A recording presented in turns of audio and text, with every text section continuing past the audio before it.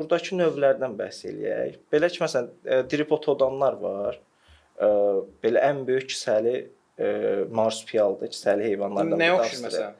Hansı heyvan? Ya da şəklini qoyarıq, davam et. Belə yox, çünki biraz nümunəsi.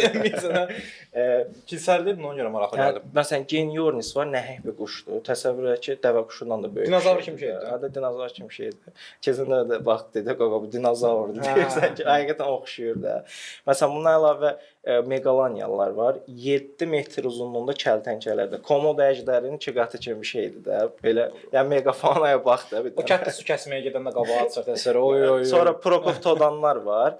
Böyük kenqurulardır. Təxminən 2 metr boyu, 200 kiloqrama qədər də çəkisi olur. O nə tür oluyordu? Yəni o əslində belə deyim də, Sapiensin elə ən böyük özəlliyi budur. Sapiensdə biz keçən dəfə bilmirəm bəhs etdik, dəqiq yanında qaldı. Prefrontal korteks var.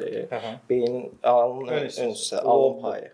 Ön lob. Bu digər homolardan fərqli olaraq yaxşı inkişaf eləyib. Çox böyükdür. Bu da biz nəyə gətirib çıxarır? Bilirsiniz. Xalqın uşağı. Nəyə gətirib çıxarır? Yəni artıq məni dərk eləyir. Mən nələr edə bilərəm. Bəli. Təsəvvür elə ki, bu sapienslər heyvana baxır, onun psixologiyasına uyğun tələlər qurur.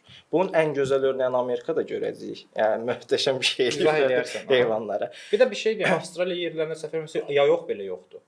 Yəni yayoxun kəşfi Afrikadadır, 76 min əvvəl deyirlər. Amma Avstraliya yerlərində bu merakdır. Ümumiyyətlə, möhtəşəm bir şeydir. Yayoq yoxdur da kişi. Elədir, çünki Amerikada sümüklərdə zədələnmələr görürlər heyvanlar, nizi izləri. Nizi izləri var, ox izləri, mikronitlər tapıblar, bəli, görürlər, amma burada o qədər baskın yoxdur hər hansı. Avstraliyada ümumiyyətlə yoxdur. Bəli.